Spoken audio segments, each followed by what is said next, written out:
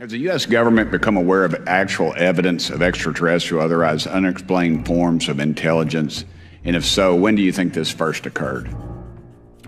I like to use the term non-human. I don't like to denote origin. Keeps the aperture open, both scientifically. Right. Certainly, like I've discussed publicly previously, 1930s. Do you believe that our government is in possession of UAPs? Absolutely, based on interviewing over 40 witnesses over 4 years. And where? I know the exact locations, and those locations were provided to the Inspector General, and some of which to the intelligence committees. I actually had the people with the firsthand knowledge provide a protected disclosure to the Inspector General. Mr. Grush, as a result of your previous government work, have you met with people with direct knowledge or have direct knowledge yourself of non-human origin craft? Yes, I personally interviewed those individuals. Mr. Grush, are you aware, do you have direct knowledge, or have you talked to people with direct knowledge that there are satellite imagery of these events? That was one of my primary tasks at NGA, since we process, exploit, and disseminate that kind of information.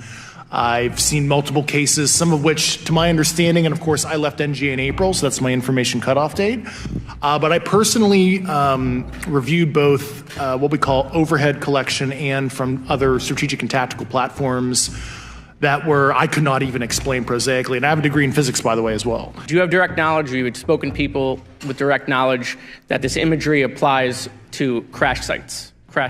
Welcome, Cosmic Baddies, to another episode of Chakras and Cusswords podcast, where the space meets the sacred, where the strange intertwines with the spiritual, and it all emerges into some type of cosmic chaos.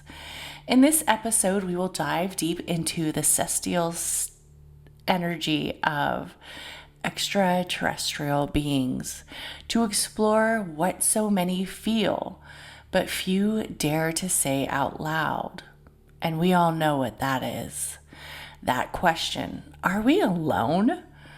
Or are we part of something bigger, older, and out of this world?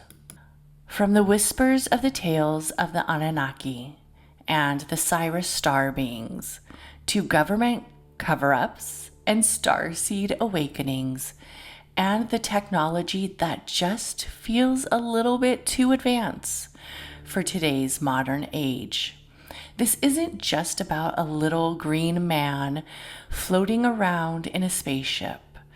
This is a little bit more about the consciousness, the DNA, the destiny, and the divine mystery of our true origins. So some might light the energy of denial, but it's time to ground ourselves with some unpredictable truth and open up your crown chakra to receive whatever messages that are awaiting to download. Because this episode is way more than just a conversation about what is in the sky. It's a transmission. Are aliens our ancient ancestors? Are there visions of other worlds encoded in our soul? Or is this just something that has been intertwining our mind due to pop culture? Well, let's talk about it.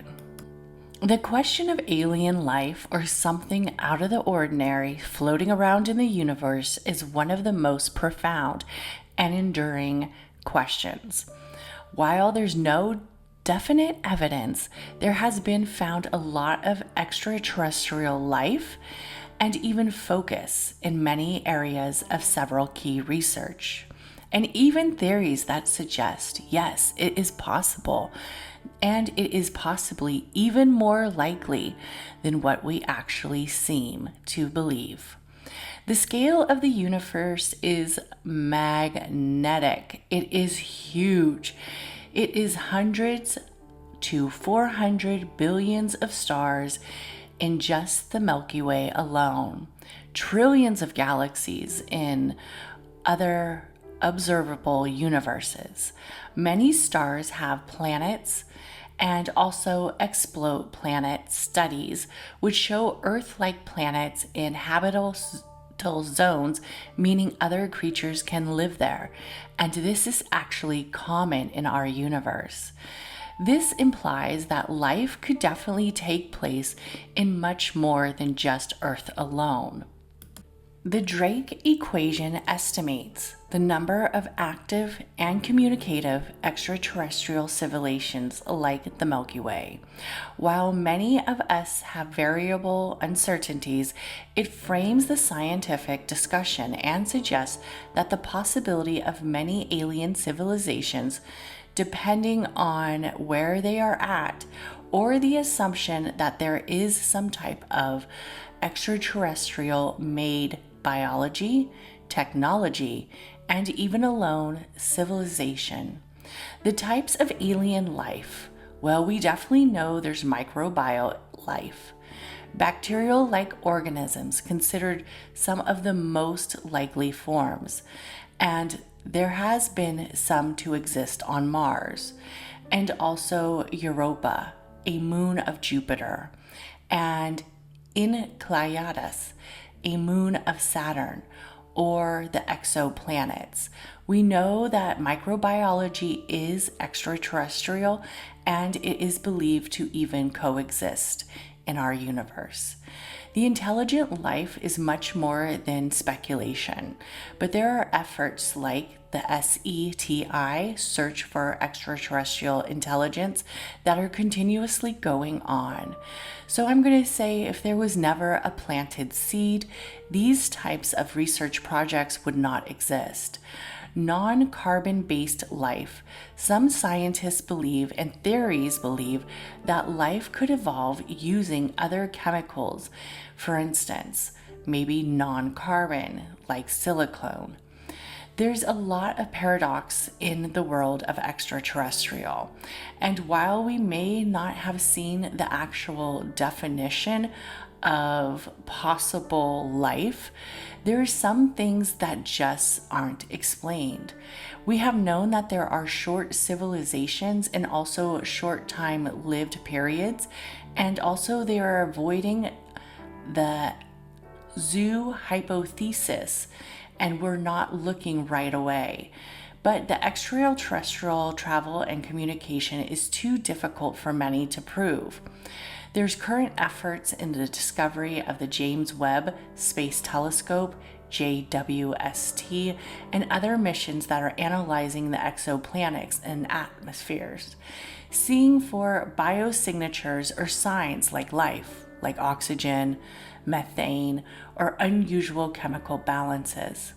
The SETI continues scanning radio waves for signals, and the UAP, which is known as the Unidentified Aerial Phenomenon, reports to have multiple renewed discussion, but offer no actual proof of extraterrestrial life.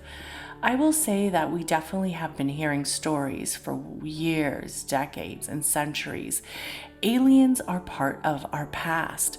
While we may not be able to prove that there's extraterrestrial DNA floating within us, the stories and the history has really created its own assumptions.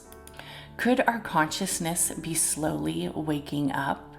Aliens in spirituality and even in myths of biblical studies are fascinating and sometimes even very controversial. And these messages or these messengers of storytelling continue to rock across cultures and belief systems. The idea of being from beyond Earth has often been tied into the metaphysical questions about consciousness, the divine, and even our place in the cosmos. Here's a little bit of a breakdown of the past stories. Number 1, ancient civilizations, the sky beings. Many ancient spiritualists and texts and untraditional areas of study have described non-human entities coming from the skies. The Sumerians spoke of the Anunnaki, gods who descended from the heavens, and Hinduism spoke of Vinamanas, where flying chariots of gods took to the sky. The Bible mentions angels or watchers that some interpret as actual extraterrestrial like beings. Indigenous cultures often spoke of Hopi, Dogon, and Zulu. They have stories of star people or cosmic ancestors who have even walked our land. The interpretation where the gods and the messengers actually intertwine is very symbolic in representation of divine and multicultural and also multidimensional consciousness. Aliens as a higher dimension. Many modern spiritual thinkers or New Age philosophers, or even maybe some alchemists or witches, believe that aliens aren't just biological entities, aren't just micro beings from other planets or from the cosmos, but they actually have a higher vibrational and a interdimensional being, and they have a frequency that travels here on Earth. The Pleiadians and the Lyrians are often described as loving, enlightened star beings guiding humanity's evolution. Also, the channelers, messengers, claim to receive messages from beings to help awaken the human consciousness. Can our psychic downloads be coming from extraterrestrial activity?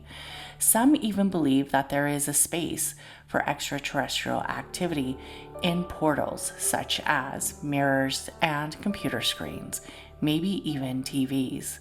Some view UFO sightings as a spiritual awakening, known as the psychic downloads or the awakening of downloads.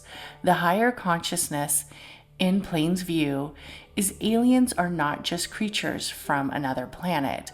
They have evolved into this area of consciousness that operates at a higher frequency or dimension than many of us are used to. The spiritual evolution cannot be denied of extraterrestrial thoughts and beings. Some believe Earth is part of a larger galactic plan. Humans are seen as spiritually younger beings than our ancient extraterrestrial ancestors, and we're on a path of growth. Many believe that contact with aliens is viewed as a part of a spiritual ascension, an awakening process, a download, a frequency. This often includes themes of unity, consciousness, telepathic downloads, or telepathically being intertwined with something greater than this mundane frequency of life, healing with light and frequencies, and the activation of DNA, or even your chakras. There has been many stories of alien abductions and mystical experiences. Alien abductions have been a narrative for centuries. Sometimes they overlap with spiritual and shamanic invitations and of out-of-body experiences, or even time loss, encounters of time traveling, or lights and beings. Some abductees return with psychic abilities or some sense of a mission or awakening, while others compare their experience as a near death. And which shift of perception of their reality actually takes place in asking what is out there and knowing that there's something much more. One of the biggest questions is, are aliens part of the divine? Is there a network special framework of divine spirituality and the cosmic connection of the cosmos? Some spiritual framework believe in all beings, including aliens, and that they are definitely part of the same universal consciousness and source of energy. The idea is that God, source, universe, the cosmos, or extraterrestrial activity expresses itself through many forms, and some which may be frequencies. This shift is a narrative that aliens as in invaders, or more actually as cosmic relatives. Aliens and the consciousness, spirituality have a divine connection. It asks us to reconsider our boundaries between science, reality, mythology, and the unaware. Whether there's literally visitors coming down from the skies to visit us or metaphysical symbols, aliens may serve as a mirror of reflection, our desire or meaning of evolution and cosmic belongings. Let's be honest, there wouldn't be stories if there wasn't some type of sightings. Here are some of the most famous alien stories. The Roswell Incident, 1947 in New Mexico. What happened? A mysterious object crashed near Roswell. The military initially said it was a flying disc, but then quickly retracted, claiming it was a weather balloon. Why is this incident so famous?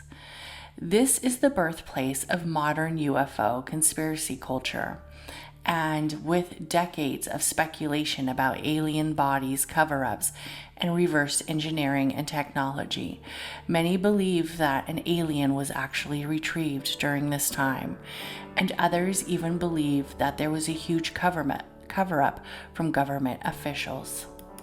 Area 51 and Bob Lazar. 1989, there was a disclosure. What happened to Bob Lazar?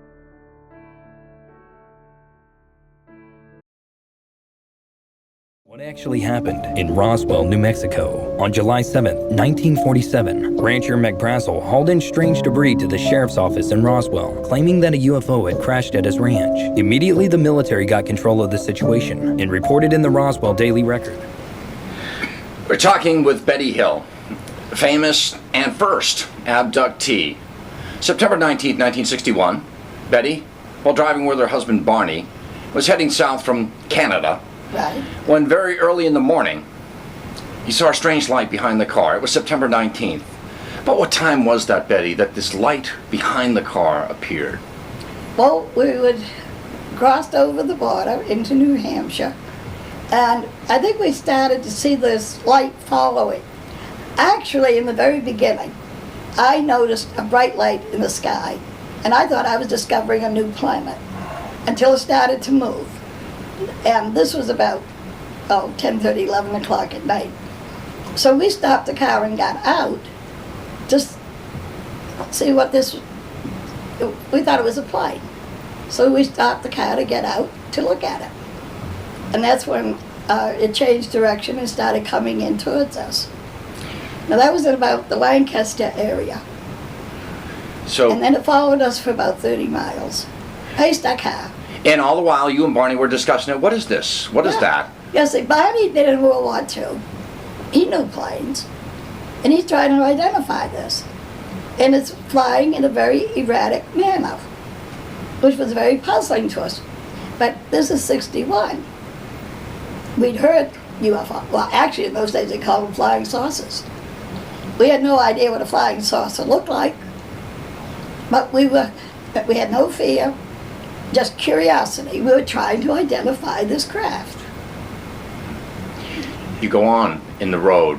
You decide to pull over. Barney gets out of the car. Actually, that was in the Indian Head area. Okay. Am I preceding something here when you encountered alien entities, or was this after? No, this is the next step. Okay. In the Indian Head area, I'm trying to attract the attention of this craft. I'm telling it, come on in.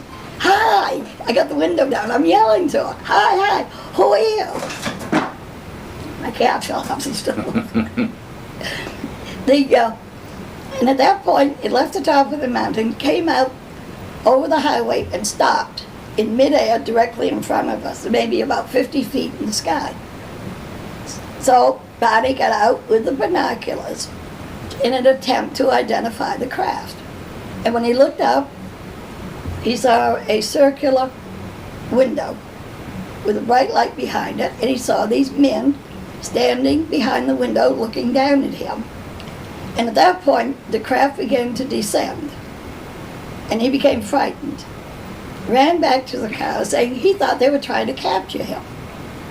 So we got in the car and we went. Claims that Bob Lazar made about Area 51 and UFOs. And if you don't know who Bob Lazar is, he is a guy that supposedly worked at Area 51 and became a whistleblower, spilling all the secrets, even on live news. Alright, number one, he claims to have worked at a top secret facility called S4, which is right next door to Area 51 in Nevada. I feel like everyone knows about Area 51 at this point, but according to Bob, that's not even where all the crazy stuff is, or even the highest clearance base. So according to him, he was at S4, which was right next door, and everyone working there had a majestic clearance, which is way higher than top secret, and only 22 people had it. Size of the staff working on Project Galileo?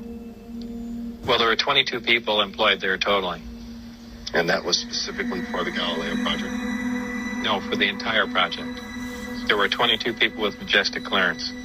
I had majestic clearance. Majestic clearance was designated as clearance 38 levels above Q clearance, and Q clearance is the civilian top secret clearance. One thing you'll probably notice throughout this series is this guy's pretty well spoken, which makes this a lot more credible. Like, if you watch his body language when he answers questions during interviews, I feel like it's coming from an organic place, like in his memory, versus him just kind of making it up. Claim number two is that the US government is storing and reverse engineering alien technology at S4. So according to Bob, he was hired to work at S4 to help figure out how to reverse engineer these spacecraft, specifically the propulsion department. And according to Bob, he was brought in on the project to replace one of the two employees that passed away when they were cutting into a reactor for some reason, and it exploded. So according to him, on day one of working at the base, he's debriefed, given a lot of paperwork. Obviously, massive NDAs are signed where he's not allowed to talk about anything. The only hardcore thing is that there is an extremely classified document dealing with religion, and it's about that thick.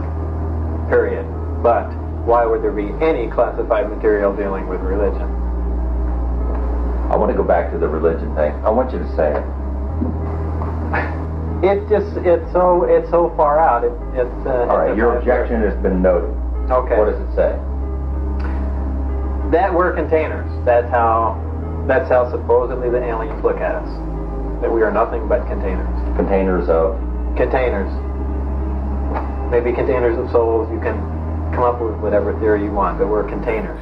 Bob Lazar claimed he worked at a secret site near Area 51. And he said there was some type of reverse engineering alien spacecraft. Lazar's testimony gave a rise to countless alien technology and deep state secrecy theories. That Area 51 remains one of the most symbolic UFO possible government cover-ups. And while people can't prove that there is extraterrestrial or even a spacecraft there, many believe that the government is covering up much more than what it is displaying. The Betty and Barney Hill abduction of 1961 in New Hampshire, USA. A married couple claimed they were abducted by aliens and examined on a spacecraft. While this story is extremely creepy and freaky, it is widely publicized as an alien abduction case. Many details like medical exams, telepathic reports, and even telepathically, the couple stated that they lost time, had an influence in future abduction narratives. This story began the narrative of many stories that had similar resemblance. During the Phoenix Lights of 1997 in Arizona, USA, thousands of people witnessed a massive, silent V-shaped UFO over Phoenix. Even the governor of Arizona later admitted he saw it and believed it was extraterrestrial. It is one of the most credible mass sightings in modern history. The Travis Walton abduction of 1975. A logger disappeared for 5 days and claimed he was taken aboard an alien ship, some type of UFO. His story was adapted into the movie Fire in the Sky and remains one of the most well-documented abduction claims, supported by polygraph tests and witness testimonies. The U.S. government disclosure. David Grush of 2023 to 2024. A whistleblower known as David Grush testified that the U.S. government has non-human craft and biologics. It was part of a modern wave of mainstream UFO and UAP acknowledgement, moving alien talk from the fringe of a congressional hearing and to mainstream media. Many people acknowledged that there was some type of acknowledgement that UFOs and extraterrestrial biologics and possible non-human crafted materials could be here and could be with the government. While at the time many people were even too exhausted to explore, it does seem that the cover-ups and the area of secrets of extraterrestrial identities and learnings continue to be something that the government withholds from the basic public. While modern spiritual individuals claim to be starseeds, souls from other planets sent here to help from Earth to ascend, this blends the alien mythology with spiritual identity and New Age beliefs about ascension, reincarnation, and cosmic purpose. But let's be honest, ancient astronauts and the theory of extraterrestrial beings visiting Earth has been something that has either been influenced or directly shaped the early human civilizations. This concept blends mythology, archaeology, and speculation to capture the imagination of many. And for instance, like the book Ancient Aliens and the Chariots of the Gods, we know that aliens or extraterrestrial activity may have occurred in the earlier years. Core beliefs of ancient alien activity and theory: gods equal aliens, aliens equal gods, ancient deities described in the myths, that the metaphors of the divine beings are a little bit more extraterrestrial and even more advanced. The monuments as evidence: could it be the structure of the pyramids, Stonehenge, or the Nazca lines? Whether we believe that they were built by aliens or some type of alien existent, it seems way too advanced for that day and age. The DNA manipulation: some theories suggest that humans were genetically modified by aliens, including the Anunnaki, to serve as workers or hybrids.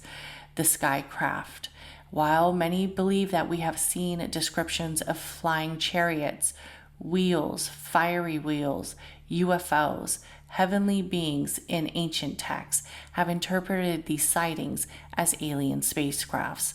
The sites and stories are often cited to include a few main topics: the pyramids in Egypt. It's too precise and it is too massive for the Bronze Age tech. I mean, could they really build that? That is one of the questions that seems to alarm many people.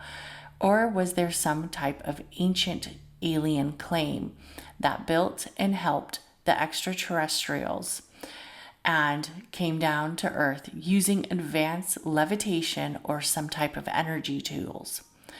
The Nazca lines in Peru: giant geographics only visible from the sky. The theory is, how could humans create something so precise? The theory is also that it was created as landing strips or messages to the sky gods to know where to come or where to view. The Sumerian texts and the text of the Anunnaki is one of the most famous. The Anunnaki were gods who came from the heavens, possibly Nibiru, and created humans to mine gold. They had a popular and also long-living story of where integrations of humans and alien beings were emerged as one. The Vietnamese and Hindu epics described in flying chariots with weapons resembling lasers and bombs have been known in many stories. And of course, the Mesoamerican pyramids of Maya and Aztec. Mayans' deception and description of beings that had space-like crafts that posed included even in many of their temples or pyramids, the tomb lid of Pakal in Plaquin, and also the Mayan calendar of astronomical knowledge are cited to be way too advanced for their era. The Aztec Empire was one of the most powerful civilizations in central Mexico, centered around the capital of the Tenochtitlan, modern-day Mexico City. The Aztecs were highly advanced society, especially noted for their advances in agriculture, archaeoculture, and human sacrifice. While they prayed to the sun gods, there is belief that there was many gods or even extraterrestrial activity that continued to vibrate the sky. The religion and the gods of the deities of the Aztecs had an area with Huitzilopochtli, the god of the sun and war, Quetzalcoatl, the feathered spirit god, that was a serpent, being two of the most prominent in the culture's storytelling. They believed in ongoing struggle between life and death, with regular human sacrifices required to keep the sun moving and the universe in balance.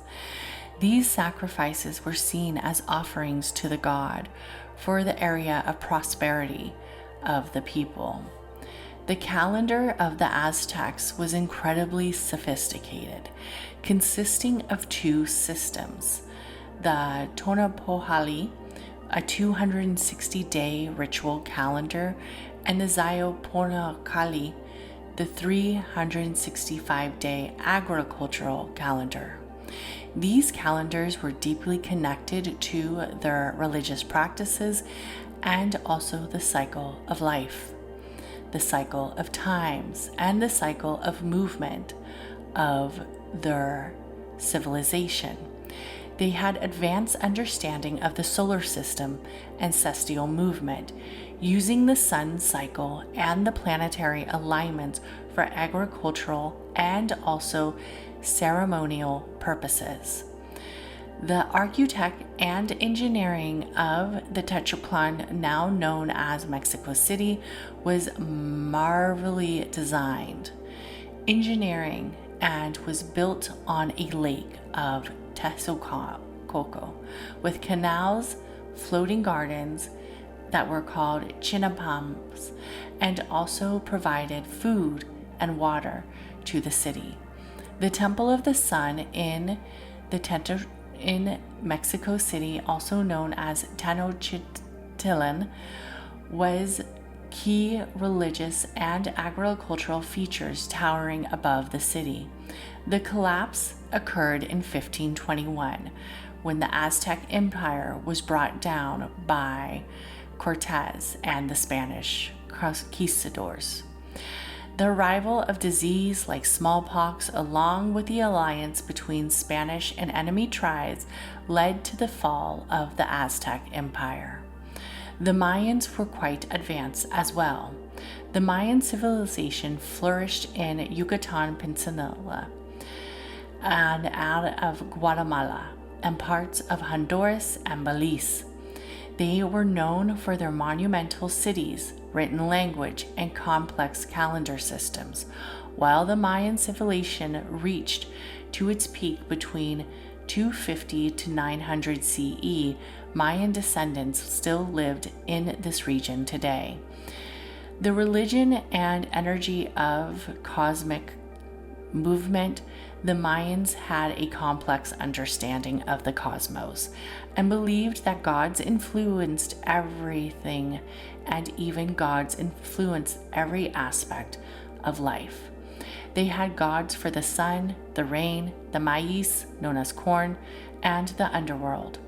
With the beginning of many gods, there was definitely a reverence of Isamana, being one of the most revered gods.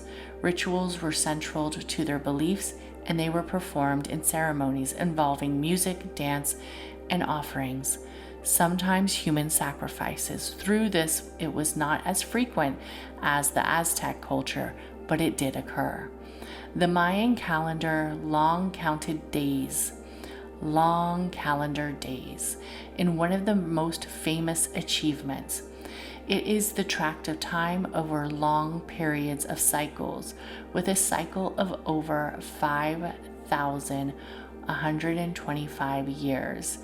This calendar gained attention in 2012 when the phenomenon of the calendar ending, as many thought it predicted that world would end. It did not. It simply marked the end of a cycle. The Mayans used also Tzolk'l, a 260-day ceremonial calendar, and the Haba, a 365-day solar calendar. Their writing system and their day tracking was extremely advanced.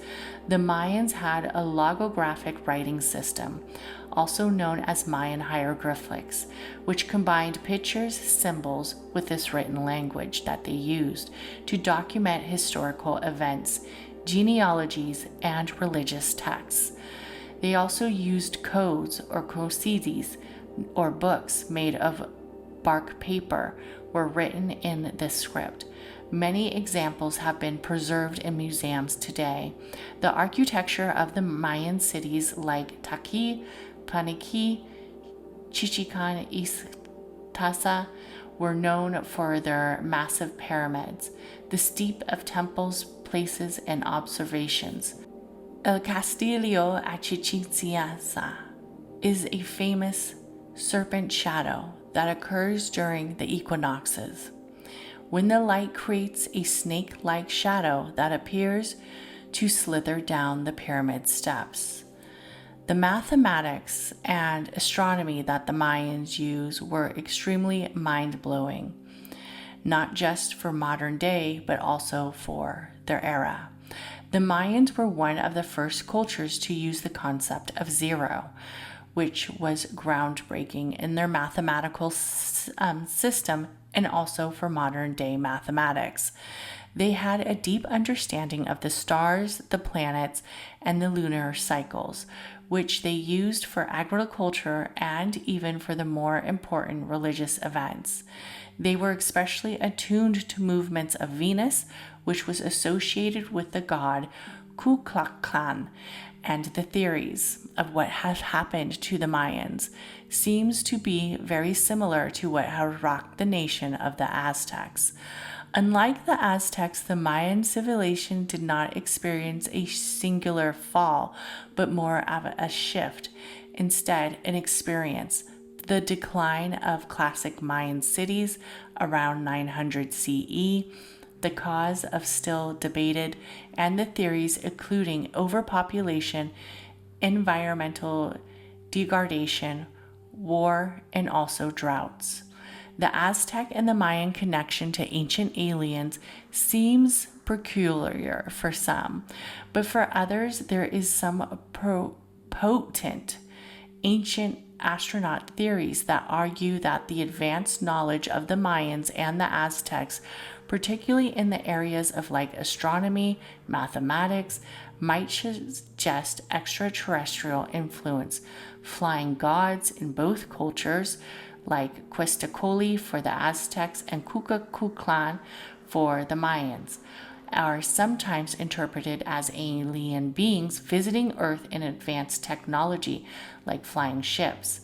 The pyramids and the complex architecture built by both civilizations also cited as potential evidence of extraterrestrial help, though most archetypes and archaeologists credit that the advancements were definitely human designed. Many speculate to disagree.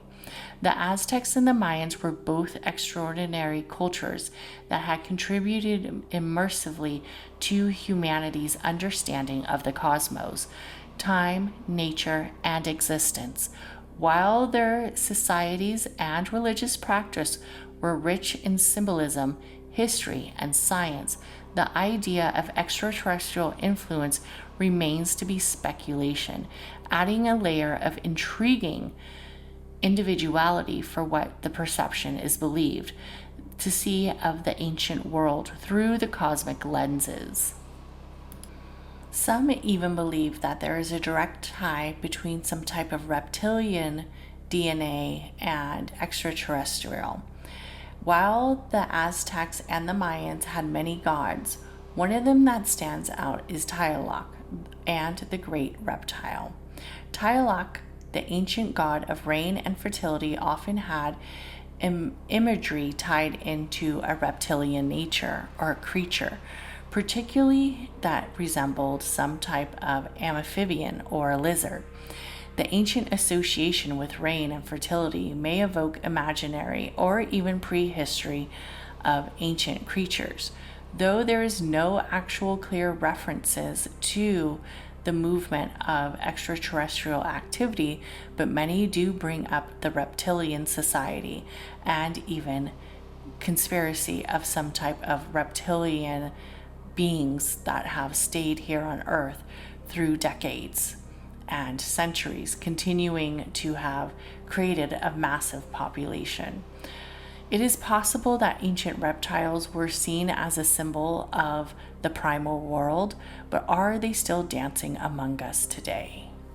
One of the most popular books that talk about ancient aliens and has an overview of extraterrestrial prophecies is the Book of Enoch. The Book of Enoch is actually a collection of writings rather than a single text, and it is simply primarily made up for several sections. It includes visions, prophecies, and accounts of celestial journeys, angels, and divine revelations. The book is divided into 5 main sections. The book is known as an energy of speculation and also storytelling. The Book of the Watchers, 1 Enoch 1 through 36. The first section details a descent of a group of angels called the Watchers, who came to Earth to teach humanity. These angels became enamored with human women. They were greatly fond of them, and they took them as their wives, producing a race of giants known as the Nephilim. Their actions angered God, leading to their punishment. This narrative is one of the key influences in the biblical story of the fallen angels and the Nephilim, which is briefly mentioned in the Bible, Genesis 6, 1 through 4. The Book of Parables. This section contains the parables and visions given to Enoch, including prophecies about the Messiah and coming into Judgment Day. It also describes the final fate of the wicked and the righteous. One of the key themes is the Son of Man, the figure who identifies as the Messianic figure, the one who brings justice and who is the one who controls Earth. There is also an astronomical book in Enoch 72/82.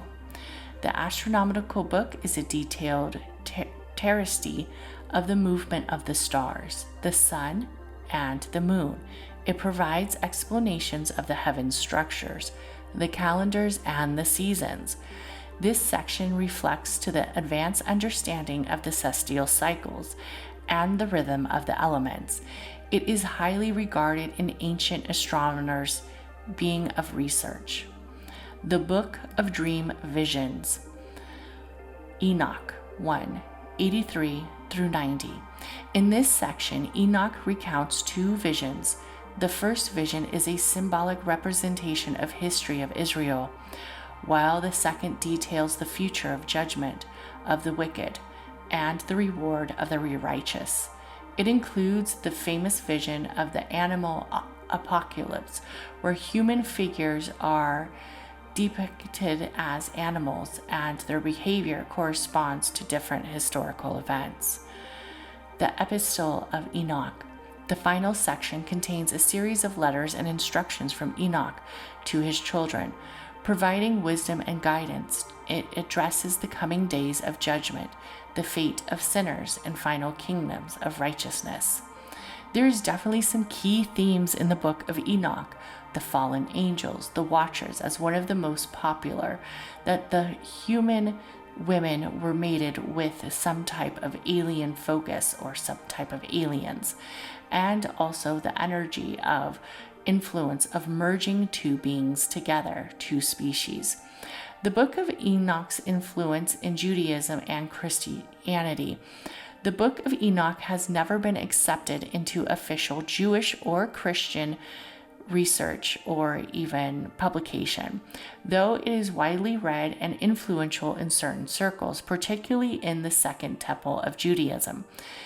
In the New Testament, some concepts from the book of Enoch, such as Son of Man and the idea of the fallen angels, have echoed, particularly in the Gospels, that the epistle of Jude even indirectly quotes of the book of Enoch. While in Ethiopian Orthodox churches, the book of Enoch is considered a key part to the studies. In the Ethiopian Orthodox Church is where it is included in the Ethiopian Bible. The book's content continues to play an important role in Ethiopian Christianity and theology, and also in tradition. The Book of Enoch offers a rich tapestry of prophetic visions and angel-like tales that have some type of cosmic relation or blending of themes of divine justice, fallen angels, and also species intermerging. The coming of messianic figures, though it excluded the biblical presence, it influences its profound in both religious and also esoteric traditions. It continues to spark interest among scholars, theorists, and also starseeds. It fantasizes the myth of ancient texts and modern-day UFO possible relevance. Let's dive into the energy of astronomy versus astrology, myth and legends of the extraterrestrial. The star system that holds deep spiritual and mythological and even extraterrestrial significance across many cultures and belief systems. Sirius in the astronomy. Sirius is one of the brightest stars in Earth's, and it's also one of the biggest stars in the Earth's night sky. Located in the constellation of Canis, the greater dog, often called the dog star. It is called a actually binary system of stars. Sirius A, a bright main sequence of star, and Sirius B, a faint white dwarf star. It's approximately 8.6 light years away, making it one of our closest stellar neighbors. In ancient Egypt, they revered Sirius as the sacred star of Isis, associated with the goddess of Isis and the flooding of the Nile, which marked the renewal and abundance. Sirius's helix star, when it first became visible at the dawn after being behind the sun, marked the beginning of Egyptians' New Year and was the key to the spiritual calendar. It was believed that Osiris, the god of the underworld and transformation, was connected to the Orion constellation, while Isis, his consort, was linked to Sirius. Together they represented resurrection, divine love, and ascension. While many believe that there is some type of connection spiritually with the stars and also with the people here on Earth, the Dogon tribe of Mali, West Africa, the Dogon people have a mysterious and advanced astronomical knowledge of the cosmos and, of course, of Sirius that proceeds in telescopic discovery. They speak of Sirius B, a dense companion star invisible to the naked eye, but scientifically confirmed in the 20th century Though the Dogon claim they have known this for centuries, their mythology says beings called Nomono came from Sirius and descended to Earth in a ship and taught humans about agricultural, water, and spiritual law. This has sparked many modern theories suggesting that the Dogon had extraterrestrial contact. Alien extraterrestrial life and astrology in the birth charts have kind of gone hand to hand. Starseeds are said to be souls that are incarnated on Earth from another star system or galaxy, like Sirius, the Pleiades, or even more, possibly above the Orion. Astrologers who work with this concept often examine places around the 12th house, and of course, the North and the South Node. The North Node being the energy of destiny for this life or dimension, and the South Node, where it shows energies of the past, possibly areas of traits that feel a little bit extraterrestrial. What is the soul's mission versus where did the soul's origin originate? The outer planets like Uranus, Neptune, Pluto are indicators of an off-the-world or deep dark consciousness. The unique aspects or placements that suggest a spiritual awakening or even an extraterrestrial experience on a non-Earth type of spirituality or mentality definitely stand strong. For example, somebody who has a strong Uranus or Aquarius influence may be seen as a starseed, or somebody who is very tied into technology, being a little bit rebellious for this earth, or even have some might even say an extraterrestrial consciousness, definitely being very multidimensional.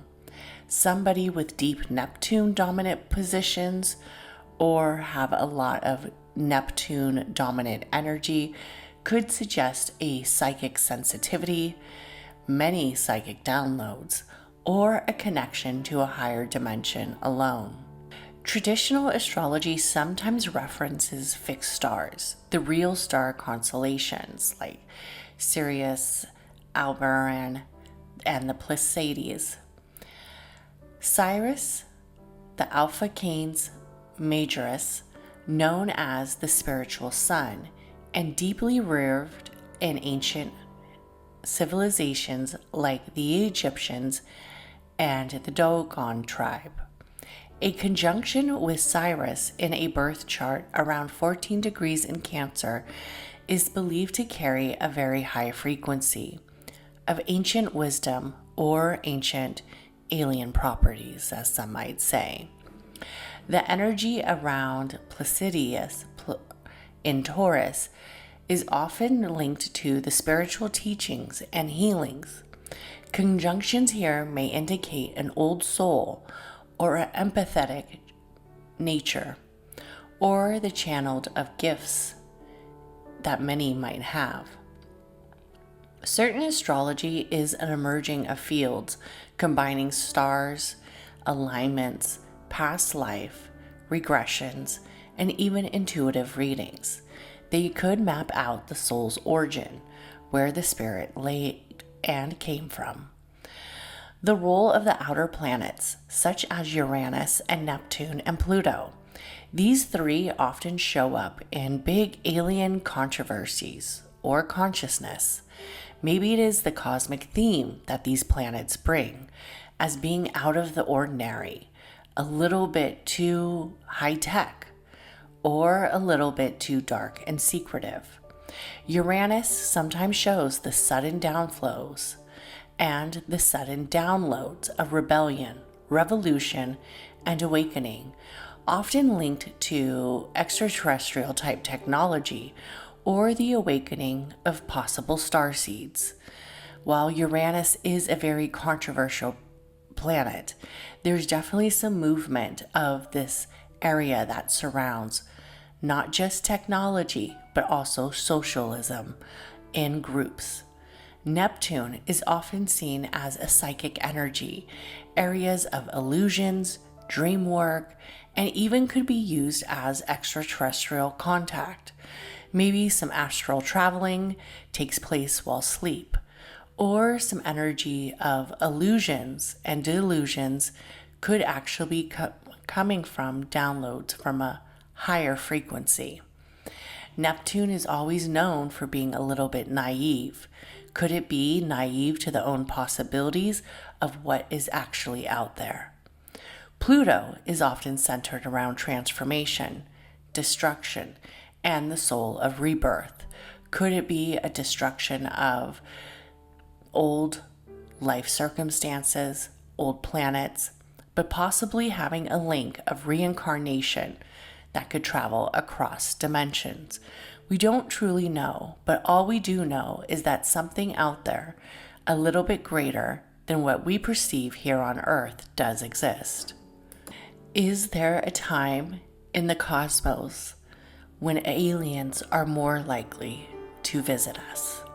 Some astrologers track UFO sightings, abduction stories, and often frequent what are seen as extraterrestrial communication, or some sort of psychic downloads along the side with certain transits.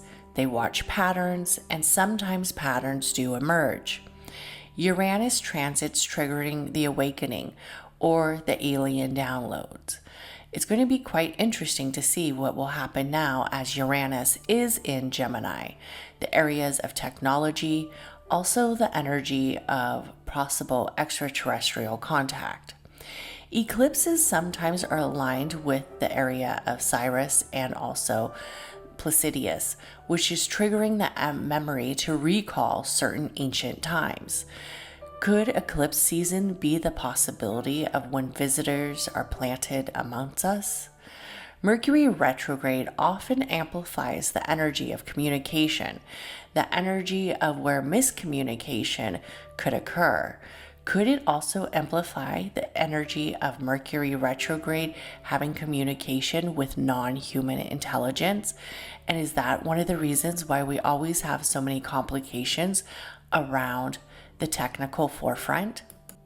While astrology and our ancient and extraterrestrial DNA and our cosmic heritage seems like a mystery, some spiritual theorists believe that astrology is not just about where the planets are, but are more about the energy of birth and our ancient wisdom, but maybe a map of our encoded light or where our soul has traveled across dimensions.